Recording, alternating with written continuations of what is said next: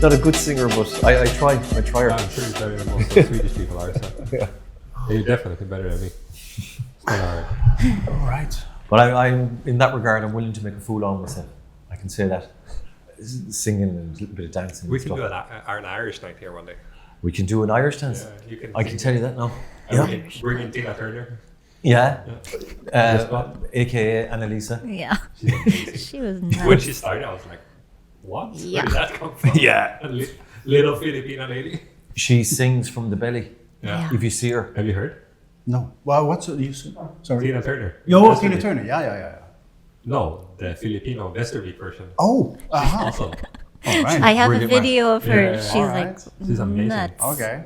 And I'm Okay. planning her life for her as well. I work in Eastbrook Church, Vester East Church. And we're going to ask like the Dinker brothers, if I'm saying it right, Marc? The Dinker brothers. Dinker brothers. Yeah. They were like two brilliant Swedish singers. And they were, and Annalisa to sing at the church. Mm-hmm. Maybe in May sometime. I'll be there. Yeah. So Annalisa doesn't know yet, but I was meant to ask her last night. But I didn't turn up and she didn't turn up as far in the sun. Oh, So it worked out. All right. Shall we give it a go? I think we've already started, Marc. Okay. Yeah. That was a good icebreaker. Yeah. Absolutely. Well, welcome back, Marc Hollenberg. Thank you. Yeah. And welcome to Andreas and Michelle. thank you. Thank you. Yeah. The owners of the Fängelset Hotel. Also known as a straight translation, it would be the prison hotel. Yes. Right. Yeah. And we're in the penthouse suite today. Yeah. If you don't mind, we're going to talk about the hotel first. Yeah. That's good. It was built in 1871 and it closed in 2007. That's right. Yeah. So Yeah. really long history, part of Swedish history. Yeah.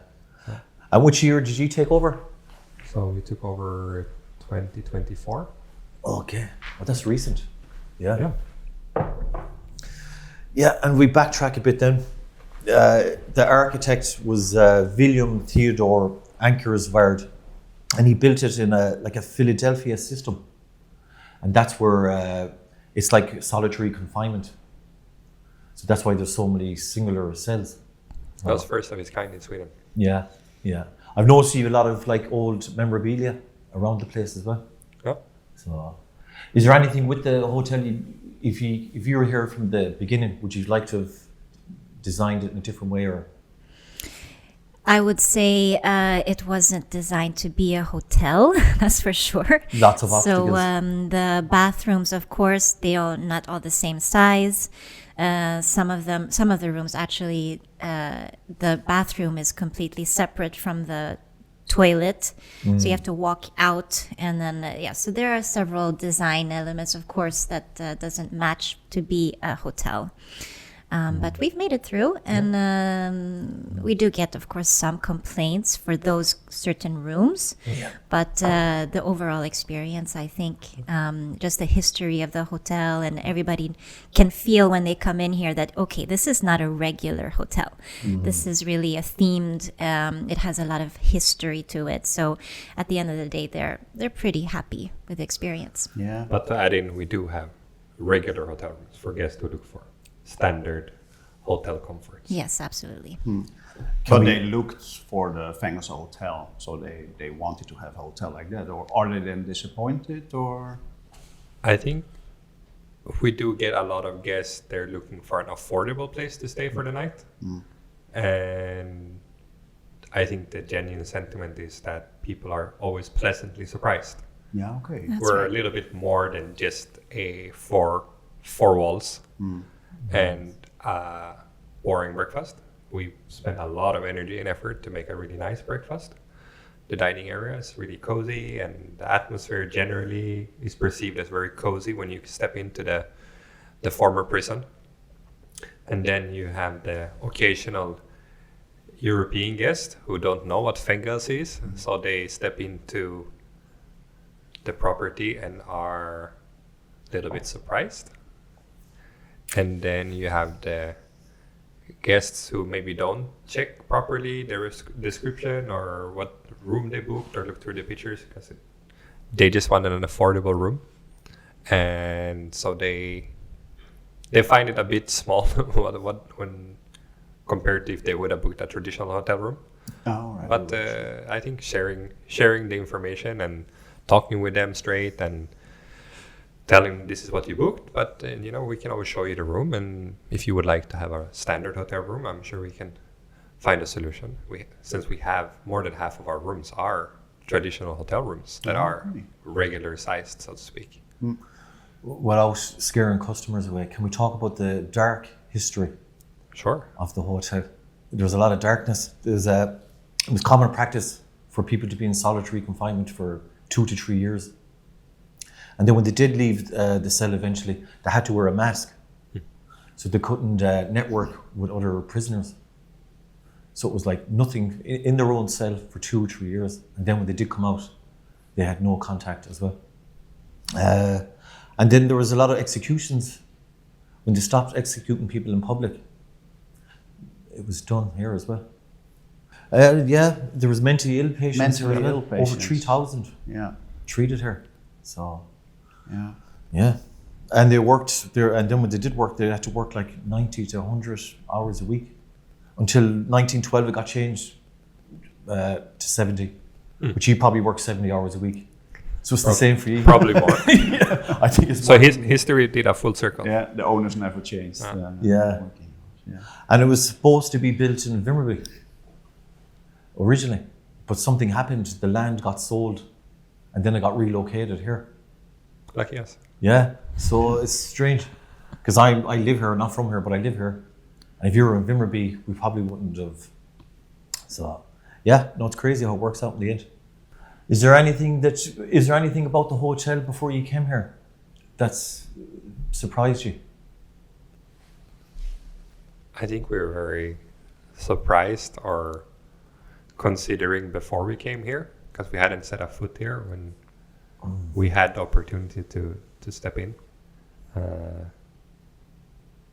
There was probably a lot of preconceived thoughts and ideas before we came and checked it out. I think it was we were not thinking about what the hotel's history was when we thought about taking this over. Our thought process was Andreas and I both met working together in the same industry. So we met in the Philippines, working in a resort hotel. And it was always our dream as we became a couple and then finally got married to take over or to have like a small B&B sometime in the future. And never did we think that we would take on a massive structure like this. Yeah. So I think that was the only thing that we were concerned about. It's like, can we really do this? We were thinking a small B&B, That's a sensible way to start, isn't it? Yeah, bed and breakfast. So I actually didn't even walk through the entire hotel before we took it over. We came here with our children for one night. We checked in. We stayed in the room most of the time because it was very cold, very dark. Andreas went out to go grocery shopping to get some food for us to eat in the room. So we were really just in the room and we were discussing, are we going to do this? And then we slept, we had breakfast, and then we said, let's do it. Wow. So I had actually not even seen the entire property. I was really just locked inside the room and then went to breakfast. And then Andreas was the one who went around checking things out. And I put a lot of trust in my husband. So he said, I think we can handle this. So I was like, okay, let's do it. Yeah. Before we forget, is the black piano, a grand black piano, is that still on the premises? No, unfortunately not. Because that was a present from Carlstad prison. I think in 1963 it came here. Wow. Yeah, because my memory plays tricks on me. And I've been here a few times. And one time I thought I seen it, the other time I didn't see a piano. Maybe we did see a ghost. Maybe. The piano was there. It's, 100%. Sometimes it's here, sometimes it's not here. No. All right. Yeah, at least I know. I know, brilliant. So you've both worked across the globe, really. That's right. Yes, I know, but can we stay in the hotel for another few minutes? of course. Because it's such an interesting place, really. Because we're in the penthouse suite today now. You didn't get to stay here your first night here. No, No. You stayed in one of the smaller rooms, of course. Yeah. No ensuite. no. Yeah. How many cells or rooms is there? So today we have a combination of cells and rooms, 43 total. So we have 18 cell rooms. Okay. Right. Oh, And the rest are regular hotel rooms, and then we have 2 suites, That's and we right. have as well now 5 family rooms. Yeah. And would you get fully booked in the summer? yeah, it's packed. Well, that's chaos. So. I wouldn't say it's chaos. The Västervik is very a tourist place, and everybody just wants to be out and enjoy the outdoors. So it's actually not so chaotic inside the hotel. And with how many people do you work? So in the summer there's about 14 to 15 people. Oh, that's quite Yeah. a lot. So we swell pretty significantly starting in May already. And it's a blessing also to be able to be part of the business in Västervik, that we can help the locals here and to provide jobs and to be part of that circular economy, so to give back and have that chance. Yeah. Oh. Cool. And there's some Filipino here as well? Not right now, unfortunately. Well, us, the 2 of us. Yeah. What about the girl I met downstairs? Where's she from? She's from Chile. Malaysia. Ah, sorry. The other one. One is from Chile and one is from Malaysia. Oh, I thought she was Filipina. So, all right, it was dark down there. That's why you didn't saw the piano. Yeah, I tripped over the. Yeah. Nice shirt, by the way. Thanks, Mark, once again. Yeah, I recognize that shirt. Yeah, I know. Can we reveal what you were going to turn up in? You can do like a Superman thing. Yeah, I had a Okay. I had a surprise today, but he said no, we can't bring Something it in. got lost in translation. Oh, Last time we wore Hawaiian shirts, and I Okay. said to Mark on the phone, I'm going to wear my pinstripe shirt. So he thought it was some sort of goofy shirt. But I said to him, but we're going to be in the penthouse suite of the hotel, so let's make it. I didn't understand, and then we meet this morning, and then he was like, "Yeah, all right, yeah, okay. Are you sure?" Or yeah. So I had to look at my biggest shirt that I could find that would look nice and What biggest? yeah. So Yeah. you look. Sorry, yes, sir. Oh, yeah, all right. Because my muscles. Yeah, all right, I understand. All Yeah. right. But you can keep it. I don't want to back down. No. But and again, thanks a million for sponsoring the Filipino-Swede Association for the New Year's Eve party. It was a real big success. Yeah. Happy to it hear. was our Yeah, I pleasure. think, and there's plans to come back next year, which we spoke about the last night. Amazing. Yeah, and thanks as well for myself and Amelia. We're going to hang our art here in May. Yeah. Thanks a million. Sounds good. And if you want, we spoke a little bit, Andreas, would you like me to paint some prisoner for you? Or was that just small talk? Is there No, a of course we would backstory? love that. Yeah. Do you have a prisoner picked out? No, Not yet. All right. I haven't gotten that far in thoughts. So. Yeah. It'd be nice if you could have a guy with a bit of a backstory. Huh? We don't have to say his name or anything. It can be a bit of a mystery. Or we can. Who knows? But I'd like to do that as a gift to you. Oh, And you can hang it in the hotel. That'll be amazing. Yeah. I think I have a spot for that actually. The entrance. We have a big white wall by the entrance from the bus stop. That would be a nice place to put it. Maybe do it in black and white. Yeah. Yes. Keep it a bit kind of edgy. Something like that. Like my father's one I showed you. Yeah, that one's cool. I Yeah, like it's that a bit edgy. Yeah. Oh. Yeah. And Mark, you could use some photographs. Yeah, we talked about it a Yeah. little bit. Yeah, photographs for maybe you saw the cell, the rooms. I'm gonna show you the Bank Street art that we have in the cell rooms. Yeah, It came out really cool when you printed it on aluminium and you made them pretty big pieces. I order a lot on aluminium, by the way. Yeah. It's real. I think it's really cool, modern look. Or I've never seen it until we did it Oh. for here. It's like yeah, really like- it's not so Swedish. In It's not Holland, very we common. have it a Oh, yeah? lot: aluminium, debond, other stuff, similar hard press material. But if you do it like glossy, it's really some pictures. They're really coming out. They grab you like. So it's cool. Especially like if you take landscape photos, like Yeah. you do, like the colors really stand out in a different way. Absolutely. Yeah. Yeah. Yeah. So it's cool. But yeah, we can have a Yeah, chat so you're about right. it. Yeah. Are you going to gift Mark like me, or No, of course not. You know me. maybe you can pay them? You can pay them to. Yeah. So I had to set you up with that one. Yeah, I know. The hotel is it's 24/7. It's 7 days a week. Do you actually do you ever get a day off? We close for Christmas. Did you? Yeah. Oh, like For did 8 you actually- days. Yeah. But that's actually not so weird for Västervik because there's really not much tourists during that time. And we're not the only hotel that closes actually for a couple of days in December during the Christmas celebrations. So yeah, it's It's not a the, great thing to also be able to offer the staff that you have Christmas off. So we're thinking about keeping it that way. That's a good idea. Yeah, it So sucks to to start work up at the whole Christmas. engine, to have it running for 2-3 rooms, it's a good service, but I think it's always important to consider the staff that you can have Christmas in peace, and also for us that we know that for a few days we can really shut the phones off and focus on the family.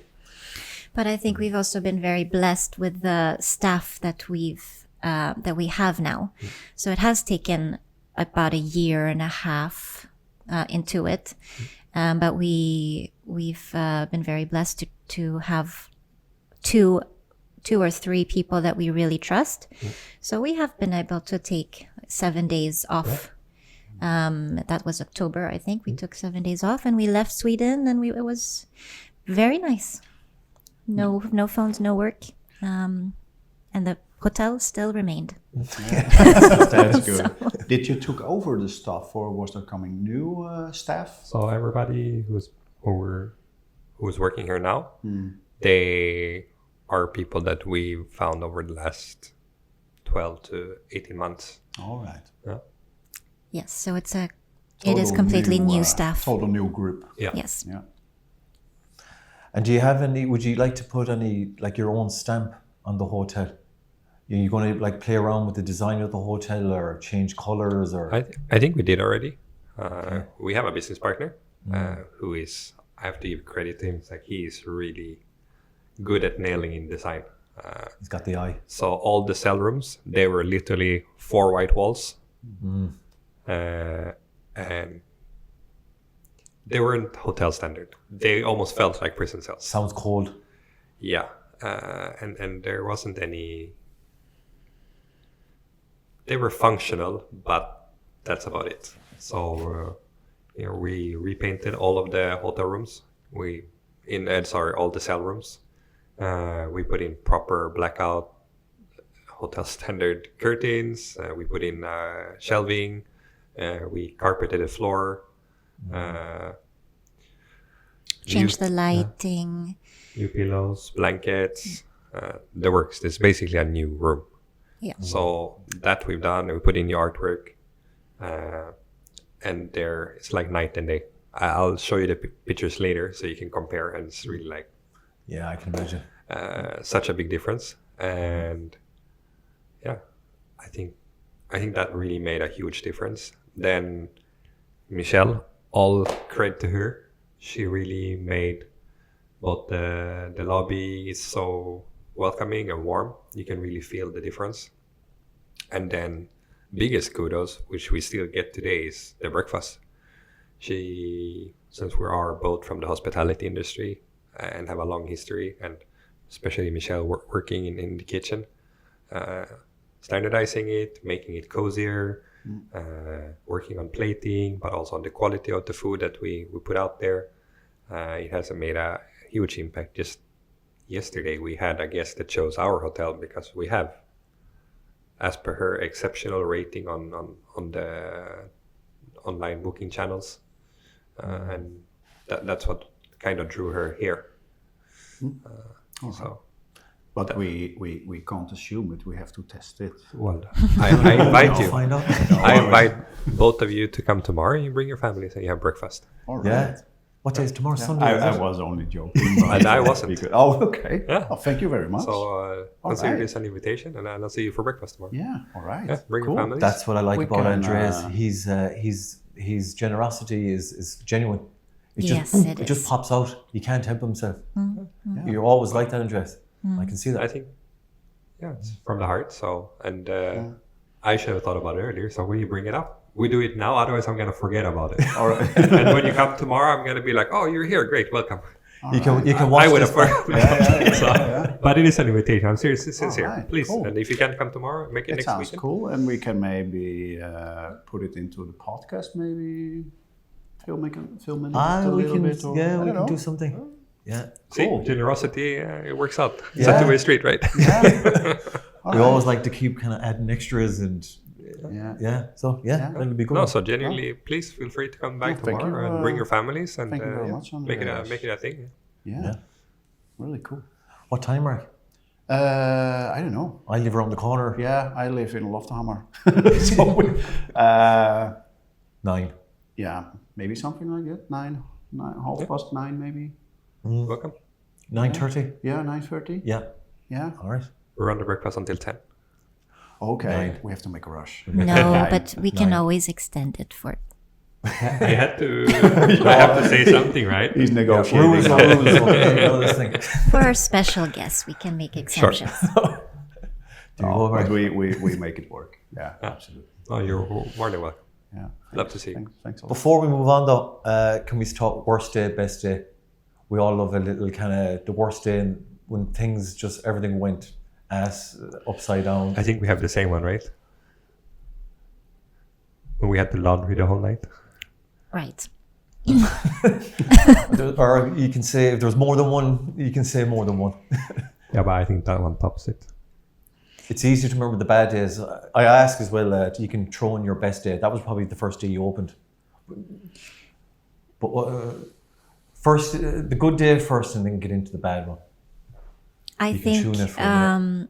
I don't have a per se worst day, but when we first took over, we were doing full shifts. So we were doing actually morning shift, starting the breakfast, and then all the way up to ending the reception at the evening at 8:00. And we were traveling from Malmö for like 5-6 hours, and we were very tired. I think those were really the toughest days, especially when we were fixing things still in the breakfast area, most especially because we put in quite a few new items in the buffet. So we invested in a really nice coffee machine, and then we invested in a really nice Juice machine? juice machine with a iPad and everything, which wasn't working all the time. And we had to figure out the kinks of it and how to make it work. And when you're rushing to make the breakfast, we only have 1 hour to do it, and we were fresh doing it. So those were probably the worst days for me, where we were just exhausted. But you like drove off in the middle of the night, right? Then or So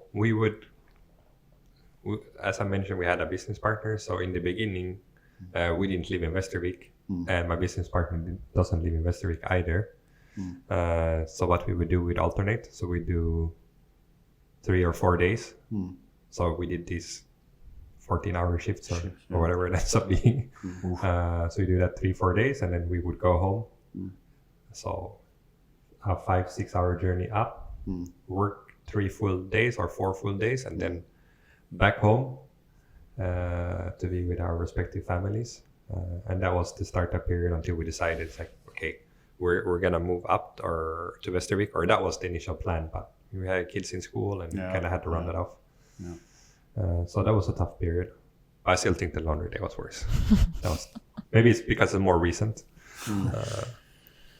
I Yes, don't even have a business best day. owners and professional people with a lot of experience do make mistakes. Yep. So we still do. learn We're from always learning, but I think that's normal. And it's there was a time when we ran out of linens, So you can't run out of linens in a hotel. Terrible idea. So we had to laundry them ourselves, and then we had to iron them, and then our housekeeping was not very happy with us. No. No. That was probably one of the worst days. Yeah. Yeah. It's terrible. Sorry, I'm reliving that memory now. It's easy to remember the worst days. The good days kind of get forgotten. But I don't have like a really like this was that has Like- just like- work related here, because I think it's like pockets of happiness when you get appreciated. It's Yeah. like, oh, it's so nice here, and it's always interesting to have returning guests who have been here before we took over or before we started renovating, and they come back. It's like, wow, it's so different. It's You're so doing something amazing. right And, or like yesterday when I spoke to a guest, and they booked here because we had such good breakfast, and they were so happy. And I was like, I think it's those pockets in the everyday that kind of adds up. I don't have one amazing work day, and I Yeah. probably couldn't recall one either. Yeah. For me, it's like those best days is when we got married, we had the kids. Like those for me are my best days. Yeah. A good one. Both half Swedish, both half Filipino, Pino. Is there like a male and female gender? Because there's a few different ways of saying it. Filipino. And then you wrote to me the last day, and I was like, I didn't Pinoy? want to Google it. Pinoy.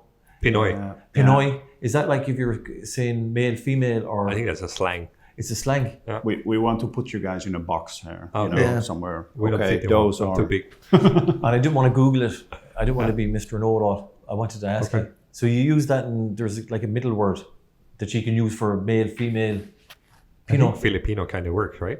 Yeah. Filipino is general, but Filipina is for women, and Yeah. Filipino is for But I could men. call you a Filipino. There is a male, it female would be gender thing. more But he's looking for one word to kind of say. Yeah, I thought Filipino. Pino. Filipino. Yeah, Yeah. because I just guessed, Andreas, that you gave me. You just wrote it was text, so that could be loose. Yeah. And I says, I never heard that before. So, all right. But ladies first, Michelle, can you tell us where you grew up? You've been everywhere. It's a long story. Yeah. Don't know if you have time for I that. think we need to have an extra hour here, right? Oh, she likes to tell the long version. Yeah. Andrea says you've never heard it before. Yeah, that's why it's very challenging for me every time somebody asks me where I am from, because You're a child of the world. I was Where born would you call home? We can go that way first. wherever I am with my family. That's where I call home. wherever I lay your hat. That's what I was hoping you were going to say. Yeah. If We I do ask it the- over. We do it over. Can I ask the Right. question again, and then you can say wherever I lay my hat? Joel Norberg is the only person that said it. I know, I'm joking. But you were born in Singapore. Singapore. Okay. And then when I was 3 months old, my parents moved us to Switzerland. And then we lived in Switzerland for about 9-10 years. So I grew up there speaking the local language, which was French. We were in the French part of Switzerland. So I went to a French school and we spoke English at home. Then after that, we moved back to Singapore because my father had an oil trading business. So he wanted to move back to Singapore and start a business there. And so we lived there for several years, where my sister and I went to a French-speaking school, so we kept that. And then again, still English.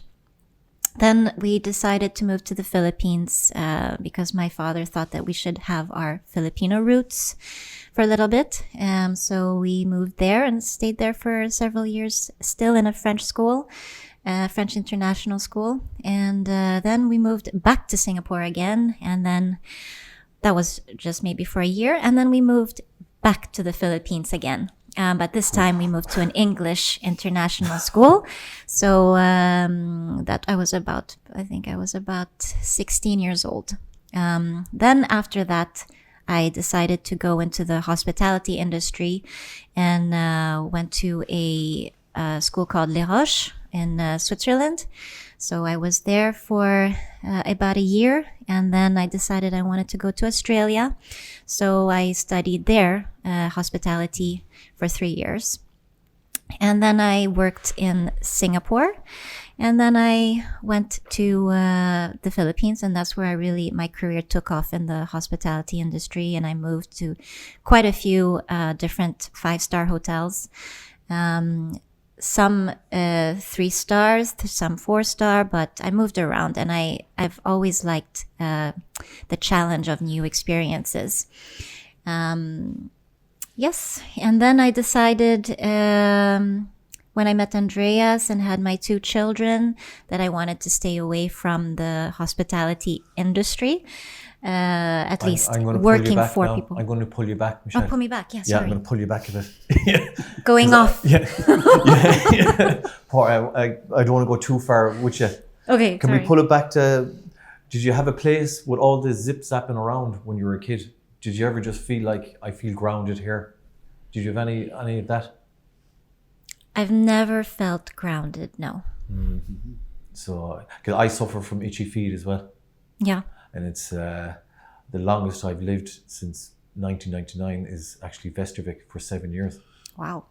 Yeah. But do you see it as a negative thing, or should you prefer to have it differently, or?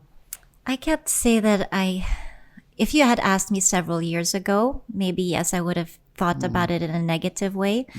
But now I don't see it as a negative anymore. I see it that I've learned so much from that. I've grown so much from that. So no, I don't see it as a negative. I can imagine it gives you also a lot of experience, or I don't know. It makes you so much more open to new things That's maybe it. and not feel so scared to do something Because that you've not done before. Yeah, I lived in a small place. Well, you come from Galway, but people are more square. You know, they don't look. They look a little bit more. The fresh start is more interesting, I think. Yeah. The logistics is a pain in the ass. Getting set up again. Practical and- stuff. Yeah. Yeah. But it's kind of, I don't know, fresh start. That's the only way I can explain it. But you've been to Singapore, Philippines, Australia. They're very different countries. Yes, they are. Yeah. Yeah. Myself and Roy, we went to Singapore and then we went to the Philippines. Singapore is a lot different. Yes, It's more modern, I would say. much. For me, it felt like an Asian Australia, if that makes sense. I call it the London of Asia Yeah. All right. Yeah. because it is similar to. It's very metropole. Metropolitan. Yeah. They speak English. That's true. Australia feels more big, spread out, and London feels so urban, modern, and Singapore is that. Yeah. And their subway system, everything's so clean and easy. And yeah, I got the Australia feel off it, even with the streets and the signs and the way people are. I've never been to Australia. Yeah. Maybe it's right. Which part did you study in? I went to Adelaide, Okay. so it wasn't so metropolitan, so modern there. It's in the middle of a desert. So I actually, it was very open spaces back then. I think that was 2004, 2005 when I was there. So I know it's changed a lot, improved. I lived a few years in Perth, Australia, and that's more not into outbacky, but it's more like hotter and dry, kind of a dry heat. Yes, Adelaide's Yeah. the same. Yeah, no, great place, really good. Yeah, beautiful. Can we go back to France a bit? Switzerland. Switzerland. Oh, French sorry, part. yeah, but you were speaking French. Would you say, was it like Swiss? Is it like Swiss French people, or is it? What circles? What was it like living there? Are you living like there's like different pockets of Swiss because it's like multi-linguistic. There's so many different languages there. Well, we lived in Genève, which is really the city part where it was very international. So we had a few international friends as well. So it was really, I can't really answer what kind of type French it was, but I would say it's more French-Swiss. French-Swiss, French. Yeah, because I there's can say. Canadian French, French Canadian, whatever which way you want to look at it. And Switzerland is known for that as well. Yeah, It's such a small country surrounded it's not so by the bigger ones. Like, Yeah, And then the German is quite different. They're from High German. yeah, they got their own thing. But I was listening to Marc the last day. You listen to me. Yeah. You never do it. sent me a recording of you and talking to his children. It sounded German. Yeah, You were kind of a little bit intimidated by it. It was kind of, hoo hoo ha. yeah, I'm good. That's more, sounds more like Japanese. Yeah, he's hogging the water again. I noticed. Yeah. He's put a sleeping tablet in my water. Okay, and we won't go too far. We have to catch up with Andreas. You've had a globetrotter childhood as well, maybe, or I grew up in Malmö, so you could call that a globetrotter background if you want. yeah. But yeah, I was born and raised there, and I left when I was around 19, 20. Moved to Norway, worked there for a season, and then I moved to Switzerland for studies and work, and then I moved to Dubai.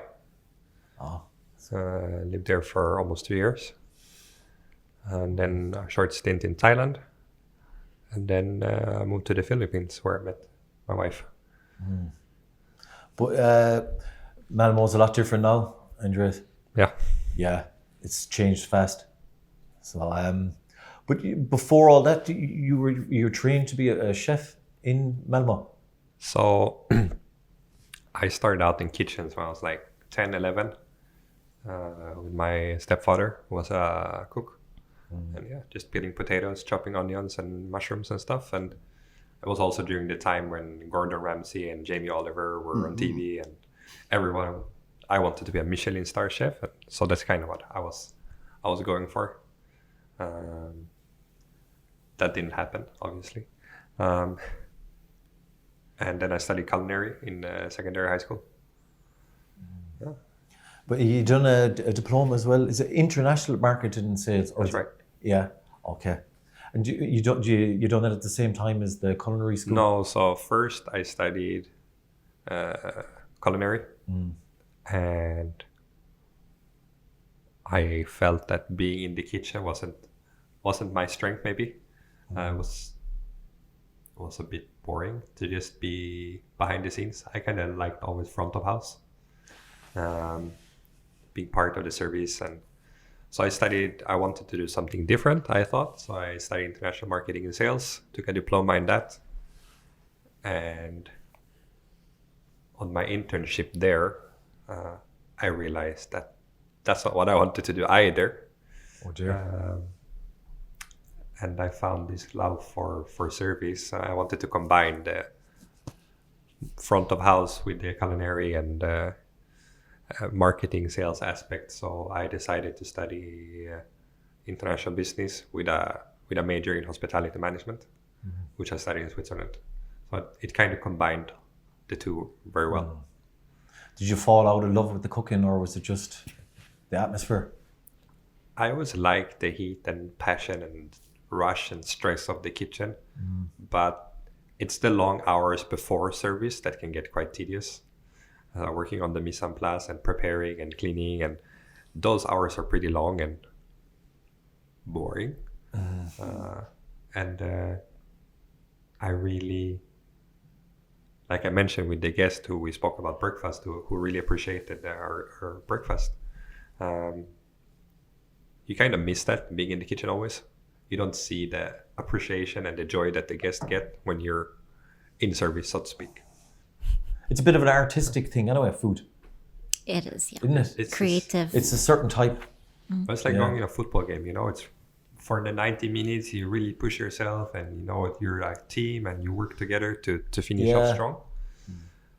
And then, but in the football game, they don't show all the hours you put in to make sure that you're performing on that football game. Yeah, a lot of prep. And it's and that's what it is like every day in service, like mise en place, preparing service, up early 6 a.m, peeling all those tons of potatoes and chopping things up. about the service part, I don't Everything know. is about There's the nothing following that makes day. it- Yeah, I know what it is. I did chef school in Did you? Holland. Yeah, it was my first education. You kept that secret from me. Yeah, I know. I didn't want to continue with it because I thought it was too much stress, and I liked it. Didn't like the hours, and I saw that my other friends, they were working other hours, So the only friends I had was in the restaurant, Other chefs. other chefs. Yeah, so Yeah, that's how it usually I goes. stopped it after 4 years, maybe All right. 4 or 5 years. I don't know. But, Yeah, it takes a certain type of person to yeah. stay in the hospitality industry. You during Christmas or during New Year's, you're seeing everybody celebrate, and you're stuck at the reception greeting guests and saying Happy New Year, and you're not with your family. So yeah, I think I could do it again, but not at that age when I was young. I felt in the prison. You want your freedom. Now I wanted my freedom. Yeah. I was offered a barman apprenticeship when I was 18 maybe. But the deal was I had to work Thursday night, Friday night, Saturday night, and Sunday night. So that was the deal breaker. Yeah.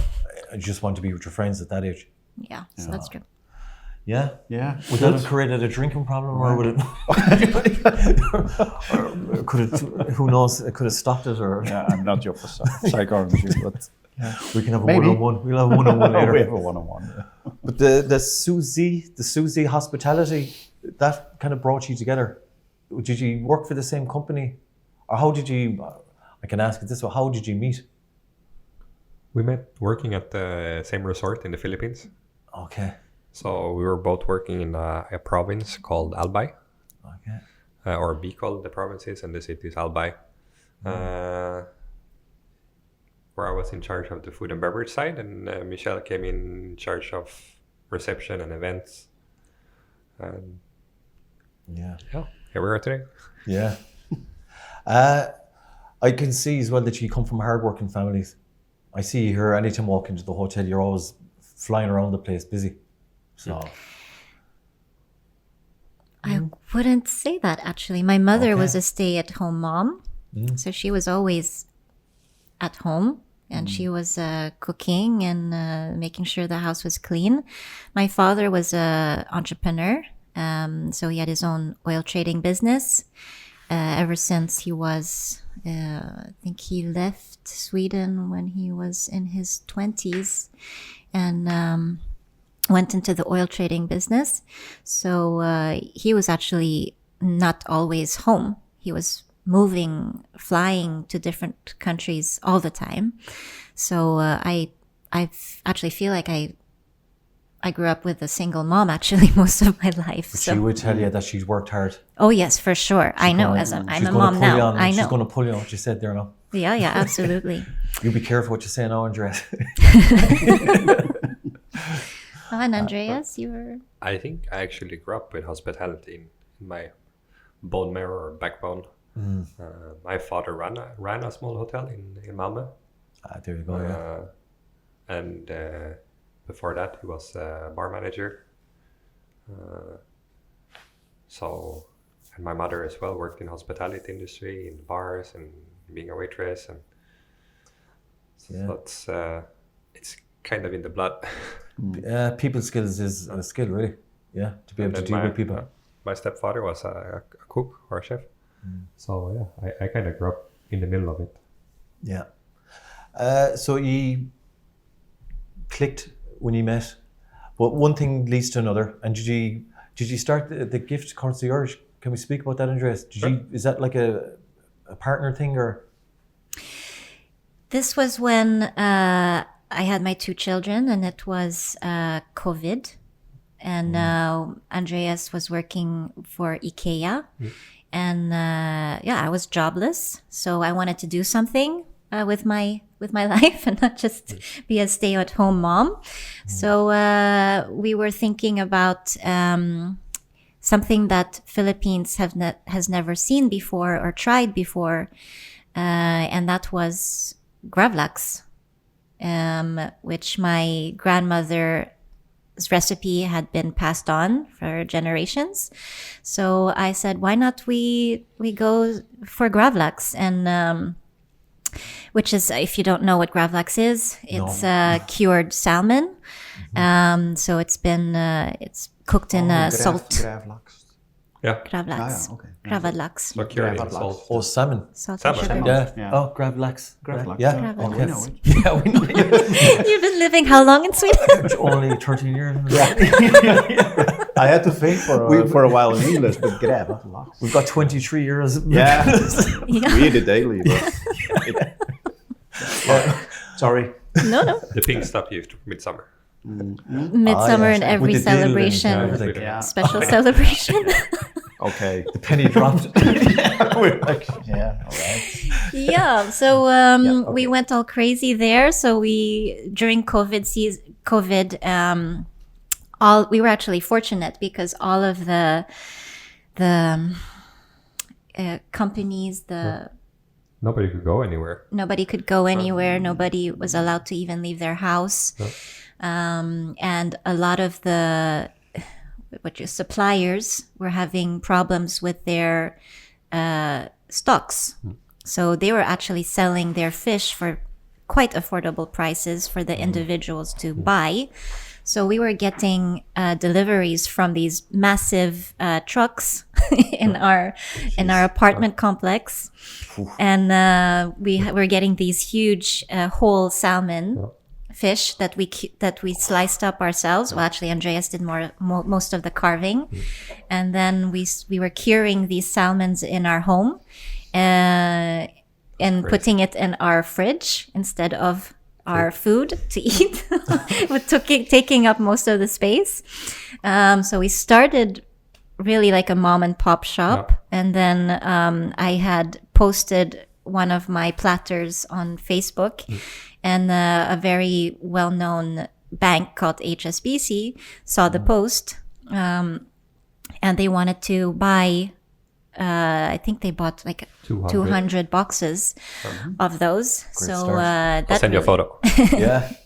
that really took us off. So the platters were not just basic, just salmon, gravlax. I had made it into roses, and then I had paired it up with other kinds of little things. So And a caviar cake. cake, which is now very popular. Yeah. So it was very a chance to let my creativeness really flow, but at the same time we made quite good business out of it. Yeah. So we were very blessed for that one. So COVID helped you in a way. Yes. Yeah. Yeah. Because the distance, and you just drop off the box, and They leave actually straight came away. to pick it up. Yeah. Okay. Yeah. Yeah. And they used it for their Zoom meetings. Yeah. So COVID did help some businesses and destroyed others, really. Yeah. Yeah. Yeah. Yeah. The restaurants, especially. Yes. Yeah, they took a major hit. Yeah. Is that still going? Is that like a side thing now, or? We're starting it up again. We did have an event at the hotel featuring that. But it really is a seasonal food in Sweden. It's not something you eat every day. So maybe we'll bring it up again. But it was very popular, yes. And while we're on about little side hustles, we can call it. And if you want to throw it in, you're going to do like a Stenling trailer. Yeah, so we're planning to start renting out a scaffolding Yeah, here in Västervik. yeah. Is it for? It can be for construction guys or private. That's right. Yeah, yeah. That's going to spread the word. Yeah. So yeah, especially during the summer. Okay, but the gift concierge, that was a totally different business to what you're in now. That was all logistics, things coming in. You have to get it ready. Well, What we about the did food? prepare the food. Yeah, And I think there's always a service aspect to how you take care of your guests, so to speak. yeah, Making sure that it's a smooth transaction the whole way. So I think always bringing hospitality to whatever you do, it makes a massive difference. Yeah, if you turn up with a smile. Yeah. Yeah. Right. We can get into stereotypes and religion. All right. So I'm from Ireland, so I'm clearly the drinker. Oh boy. Yeah, Marc's from the Netherlands, so he's labelled as a weed smoker, and maybe A few hookers. you'd be you called would a say? hooker. Yeah. All right. Yeah. That's or me. both. But the stereotype I have towards born again, you're both born again Christians, and my stereotype towards that, I would say, is that something bad, you done something bad in your past, and you want to correct it, so you want to be a born again Christian. Like the American Christian or something. Yeah, Like but I that's turn just- myself to God. I know it's or- not entirely true, but that's just a stereotype like me and Yeah, Mark okay. suffer from. Yeah, this stereotype thing. Yeah. It exists in the world, and people try to put you in a In a- like I said to you in the beginning in a box. Or Yeah. yeah. And my research as well shows that you can't be born into being a born again Christian. It has to be like a conscious decision. That's right. Yeah. But so when did you make your conscious decision that you were going to be a born again Christian? Ladies sorry? first. I'll go first if you want. Or, You choose. it's equal rights anyway in 2026. Ladies first in my world, at least. Yeah, it used to be. That's gone now. Not in this marriage. No, I did say ladies first earlier because I know Michelle's a modern, strong woman. No. We're traditional that way. I know. Yes. Yeah. No, I was 16 when I had decided that I wanted to baptize myself as a born again. And that was it has to be a conscious decision.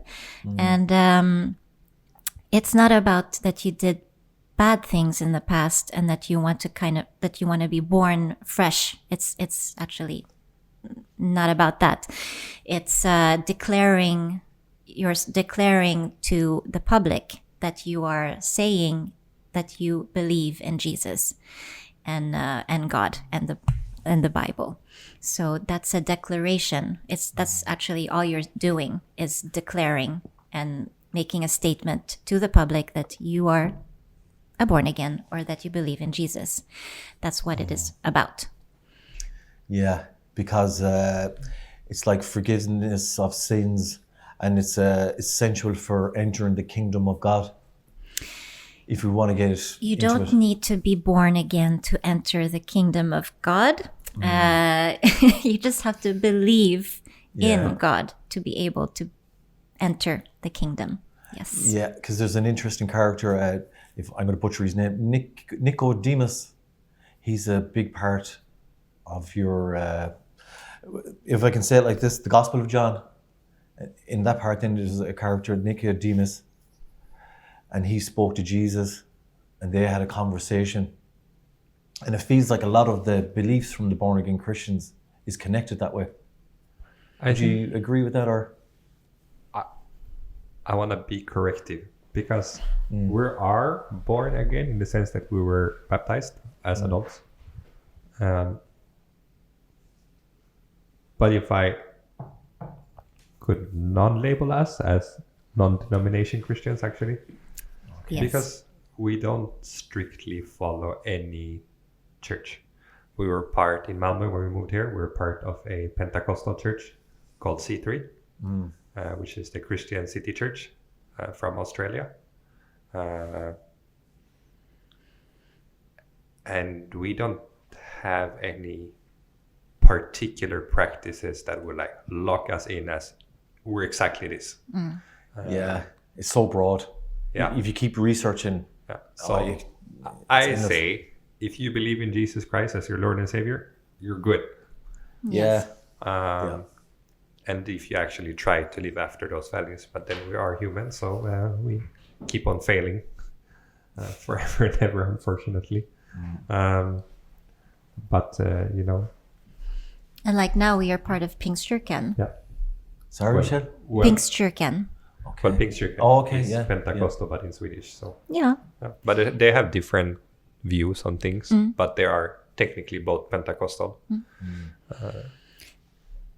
And we're part of Union Church in the Philippines, which is more even broader. Okay. They're really like everybody who reads the Bible can come, basically. So, yeah. Yeah, so I think the gist of it is when we say that we are born again, it just means that we were baptized, or we decided to be born again. Yeah, because it's misunderstood really. Yeah. So it's good to kind of clarify it a bit. It was eye opener for me when I started reading up everything this week. So it's a lot clearer. Yeah, but moving forward, Andreas, what's the plans for the future? So, you mean business-wise or everything, or? Business and pleasure. Yeah, I think I really love creating new opportunities and building things. It's become my hobby to find new venues where the market is untapped and revitalize businesses. I think we did a really good job with the hotel here. We did a pretty significant lift in the turnover and the amount of staff we have and the reviews that we get. So that's been really amazing. And I think we're really looking at finding new venues where we can do something similar, or really using our hospitality experience without working in hospitality. And really adding that customer service and hospitality spice to whatever we do. I really think it's something that's lacking. I do experience a lot of customer interactions where they just consider you a number, and there's no love in what people do a lot. I'm not saying everywhere, but finding those niche markets where people do brush you off and capturing that market by using this hospitality and love for service. And then that being said, so basically we're gonna continue being entrepreneurs. We're gonna continue with the hotel. We do love this product. It's something we're really excited about, and seeing people enjoy what we've built. We have a few projects in line at the moment, and we don't want to say what they are specifically yet because they're still in the works, but we are in the planning stages actually right now. So there's a few things that we are planning to do, not just one. And this is thanks to my crazy husband here. Cannot sit still, and I follow. So that's always been how we work. He's the driver and I am the follower, and I help him sustain. So that is how we She work. makes sure I don't drive off the road. All right. Good combination. We'll give Michelle the last word. Huh? Take it away, Michelle. Take your moment. All right, congratulations on your success, and I hope you continue onwards and upwards. Thank you. I think what Andreas and I have really, I can say why we are successful. Anything that we have done together, we've always been successful, and I can say that with all certainty and just be very happy that I have such an amazing partner. And that's all that anybody could ever ask for in life, is to have an amazing partner to go through life with. We've been through so much in our life, but we've never given up, and we've never, thanks to God for that also.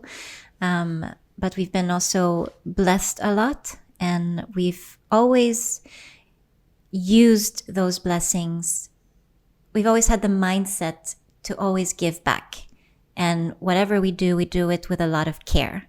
And I think anybody who does business with us or has met us can feel that care. And we see that from the guests that come in and check in here, as they really feel the care and the thought that we've put into the business.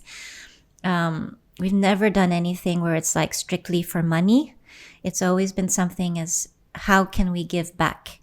And we really, truly appreciate seeing people have a nice time and have a smile on their face and feel welcome. And I think that's always been our strength. And we'll implement that in whatever we do. We've always implemented that in whatever we've done.